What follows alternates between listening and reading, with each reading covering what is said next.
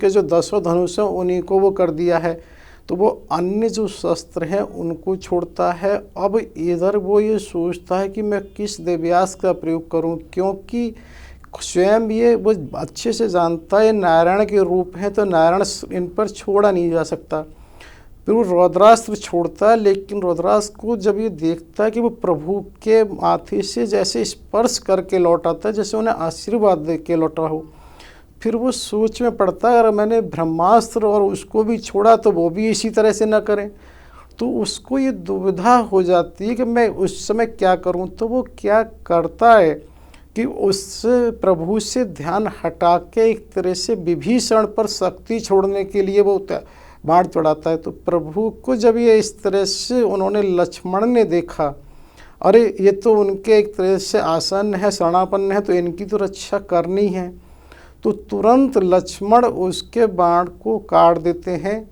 लेकिन वो क्या होता है कि फिर उसने एक अमोघ शक्ति का ये होता है कि उसे फलित होना ही होता है।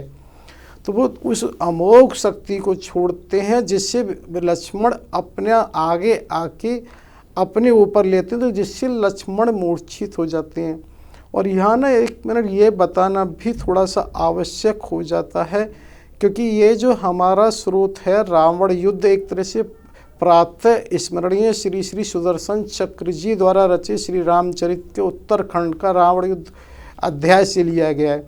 जबकि श्री रामचरित मानस में बाबा तुलसीदास जी द्वारा वहाँ पर ऐसा आता है कि प्रभु राम ने अपने ऊपर उस शक्ति को लिया, जिससे वो कुछ समय के लिए वहाँ वो मूर्छित हुए।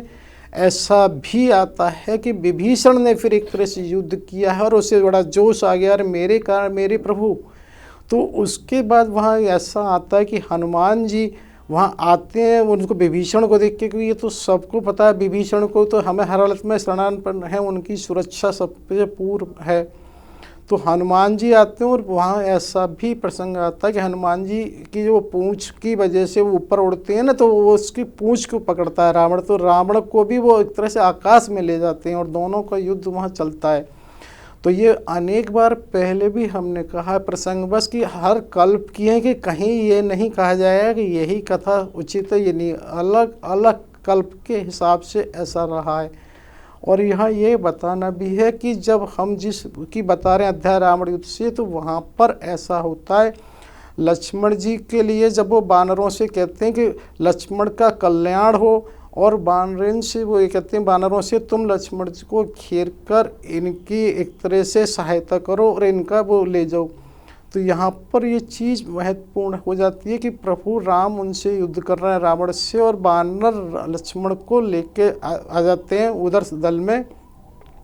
तो वहाँ क्या होता है, जो सुषेण जो तारा के पिता हैं, जो पहले भी बताया था कि वो नागपाश के समय भी वो वहाँ से जब वो लाए थे क्षीर दधि से लाए थे अपनी, उसको उन्होंने उस वाली औषधि से सबका उपचार किया था। क्योंकि लक्ष्मण शक्ति के समय तो वो स्वयं भी एक तरह से मूर्छित हो गए थे, तो इसलिए संभव नहीं था। तो यहाँ पर वो ये कहते हैं हनुमान जी से कि हनुमान जी, क्योंकि लक्ष्मण शक्ति पर द्रोण पर्वत से जैसे वो लेके आए थे, कि वो अभी क्योंकि पास में ही, और उसका जिक्र हमने एपिसोड नंबर 98 में बड़े विशेष किया था कि वर्तमान में भी ऐसा माना जाता है कि जिस जगह से वो आया था द्रोण पर्वत, वहाँ इस तरह से कटा हुआ पत्थर का निशान है। और रावण में जहाँ लंका में जो एक स्थान है जहाँ पर वो आज भी विराजमान माना जाता है, शिला है, और वहाँ विशेष रूप से ये प्रमाणित इसलिए होता है कि वहाँ वो जो औषधि उस पर आज भी होती हैं वो कहीं और नहीं है लंका में। इसी तरह की जो उसका मटेरियल है, जो सामग्री है, वो भी वहाँ उपलब्ध नहीं है।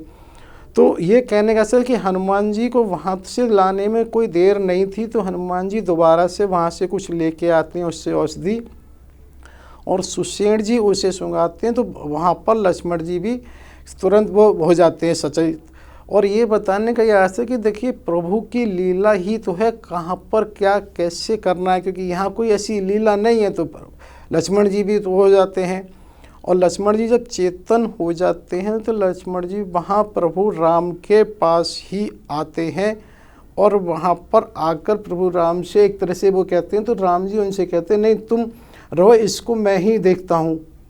वहाँ पर प्रभु राम वो लक्ष्मण जी को एक तरह से मना कर देते हैं कि इसको मुझे ही देखने दो। मतलब वो यहाँ पे ये भी हुआ कि जैसे एक तरफ राम जी